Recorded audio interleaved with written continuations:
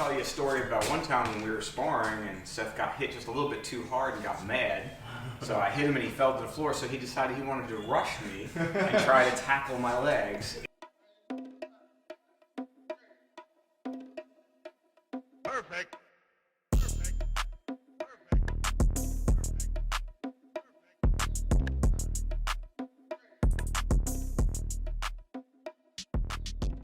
Okay, so in this episode of Fight Talk, this is my sensei. So the sensei says sensei. What we are going to be doing is asking a bunch of questions that you guys had while we play darts, so it's not like just weird and sitting there. Yeah, cool. Let's do it.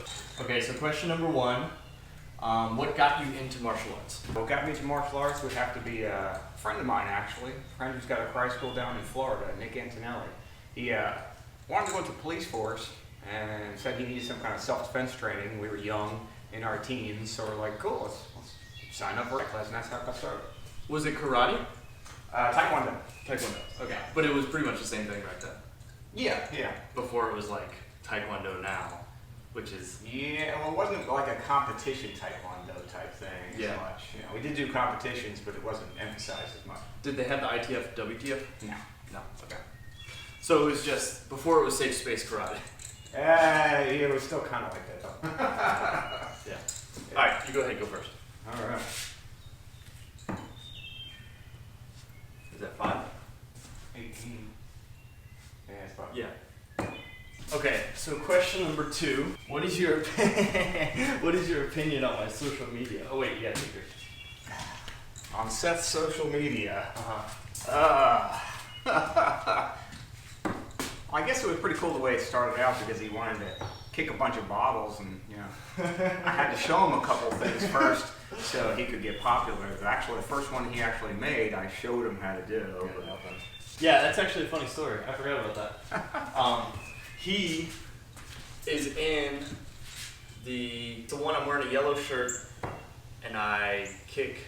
I wish I'll put a card of it right here. But he was in that video. He gave me that idea, which is the only one. Yeah, it's the only one. The only one. What'd you get there? Notice how quick he's jumping to the next question.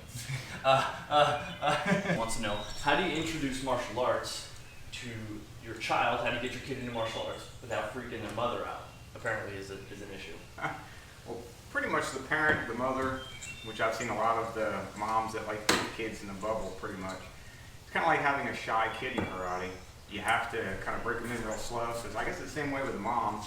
Same way we do an intro class for the kids to get them out of the fear of the martial arts. So it's the same thing with the parent. Explain to the parent that, you know, pretty much we got to do an intro course to get the kid used to it, and it kind of breaks them in as well. We, you know, let them know that there's no contact in the beginning. Things to reassure them. Yeah, right. Make it more comfortable. Their kid's not going to get punched in the face on the first day. Hopefully. Got that. 18 again. 19? 7. Also, for those of you who are not familiar with cricket, essentially you have to get a 20, a 19, an 18, a 17, a 16, a 15, and bullseye before you can win the game. And Seth is going to kick one of these darts instead of a bottle at the end of this video. I'll throw it with my toes. Ooh, okay. How did you manage to separate being a dad and a sensei? Was it difficult, I guess? Well, I mean, not real difficult as far as being a dad is pretty much similar to being a sensei because, you know, you're trying to teach your child and raise your child. You're trying to teach your child karate and martial arts and discipline the same exact way. So pretty much they fall into the same category. As far as separating them, I'd say maybe more of having fun and loving at home, whereas in the dojo you're a little bit harder and stricter. But they still need that at home as well. Right. I got 3 of them on that one, but I already had 18. He's cheating while I'm answering these questions. Also, it's not like we were like super competition based either for our school. Like we had competitions, but it wasn't like you had to be my coach that if I didn't do well that week, like it wasn't going to affect any part of my life. Like it was a journey rather than competition for the most part. So I'm sure that made it a little bit easier. Cougar Kai wants to know how you kept me interested in martial arts growing up. Like, because there was a time where I quit for a bit. Yeah. Pretty much growing up in the dojo, Seth saw the kids coming through, had friends, you know, he made the friends in the karate classes, so that kept him coming along the entire time. Right. So as the kids advanced in belt ranks, Seth would see that. I mean, before he even could start the karate class, he was stretching on the floor when the other kids were stretching, even though he couldn't be in the class. And then it was just trying to keep him out of it. And then he started sparring, and I guess that made it a little bit harder for him. So I quit for a little while. Yeah, that's true. Well, there was a time too where I don't remember how old I was. I know I quit for I don't remember how long it was, but I definitely stopped. And throughout it, I also played, like, I played baseball for a season, and I played football a lot of the time. So I guess he was really good about, like, if there was something else I wanted to do, he understood that, like, our whole lives are karate. So, like, plenty of time for it. Yeah, right, exactly. So essentially, like, understand they've got time to learn. Oh, no, that's not it. That's not it either. That's it. Also, I'm going to start recording this playing more often because I'm smoking them right now. Because you're asking me questions while playing. Yeah, that's right. This is all a ruse just to win. My dad is notorious for winning everything. Mostly everything. Obviously not this today. Not this today. I haven't gotten anything. So you've got 15 and 18? Is that right? Yeah. And I've got 20 through 16, so I need 2 to win. William Cornell wants to know if you could start over today, like go back in time, knowing what you know now about martial arts, would you have chosen a different style? I think I would have gotten probably, because I've been through the Taekwondo, the Modern Arnis, the small circle jiu-jitsu, the Torite Jitsu, the Okinawan Kempo. I'm enjoying what I do now, and I wish I could have started with what I do now. Although the Taekwondo, I really enjoy the kicks as far as the advanced kicks and stuff like that. Yeah. I probably might have gotten into jiu-jitsu a little bit sooner than I did. Of course, when I started with my jiu-jitsu is when I was with Wally J before the UFCs even came out. Yeah. So we were doing the takedowns, the ground stuff. It wasn't full ground fighting like the UFCs brought on, like the Gracie Jiu-Jitsu did. Right. But we were doing the techniques. Yeah. So all of a sudden the UFCs hit, and all of a sudden everybody was buying up the Gracie DVDs. Right. So we were getting into the ground fighting from day one of that. But that was, I was already training before that. Yeah, that was before competitions. So I wish we had that a little bit more back then. I wish I got into judo a little bit as far as critiquing the takedowns. Wally J was great at the takedowns and really enjoyable. But Wally J was more of a seminar type thing for me. It wasn't like a set school. Yeah, right. Same thing with the modern art stick fighting with Remy Prisos. It was, you go to the seminars and do the things, stuff like that. Right. But yeah, actually what I do now, I enjoy the pressure point work and the stand-up fighting with the Okinawa Kempo. So I wish I'd start with it first. The fighting is much better in that than, in my opinion, some of the Taekwondo type things. Yeah, right. Well, my style is... That was in the bullseye, by the way. We have karate, but because of the influence, I think, of the Taekwondo that you took, we have way more kicks in there. Ryan Leesburg's a teenage kid who does Taekwondo, and he wants to know how much of a pain I was to teach if I was a problem in class.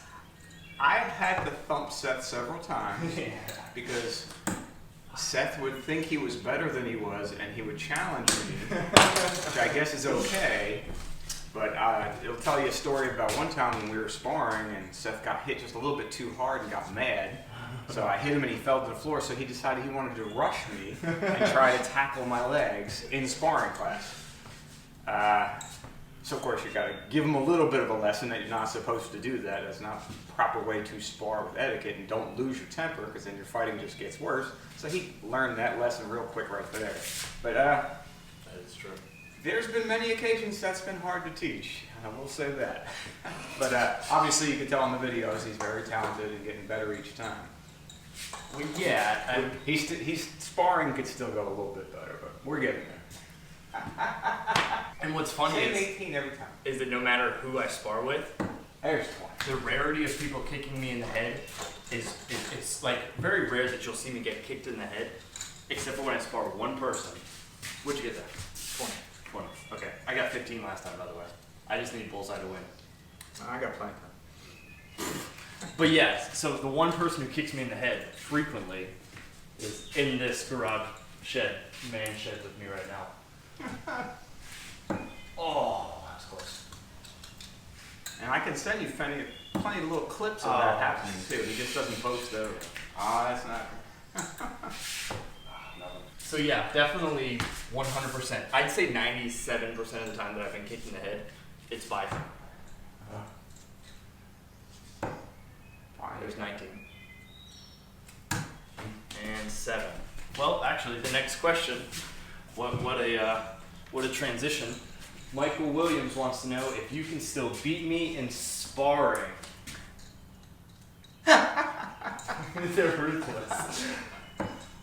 Well, I probably shouldn't say this for all the ones that are going to fight with Seth, but if you get in Seth's mind and intimidate just a little bit, he'll lock and freeze. Just like any sparring class you have, if you can get the partner that you're fighting with to freeze and lock in one position, you go around the way he freezes. So the trick with Seth is where he freezes and locks. Seth will also, if intimidated and rushed hard when you're fighting with him, sometimes he'll lock, turn, and turn his head slightly to the side, which is where he gets hit. So hadn't sparred him for a while, but I think I can still get It's only a problem because he's left foot dominant. and that's where his face goes. Also, the intimidation factor only works with you now. Well, that's not true. Actually. Also, I got Bullseye, but I got green Bullseye. 17? Yeah. Or 16? 17. 16's. I've got everything except for Bullseye. Sensei needs 16 and Bullseye. Sensei. Grandmaster. Sensei. Oh.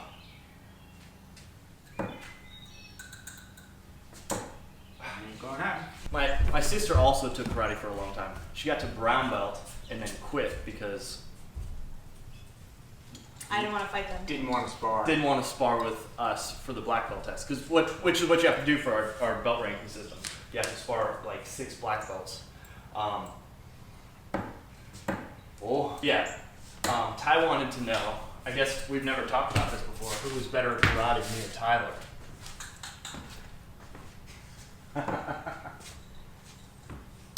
Seth had more interest in Tyler, but Tyler had better form.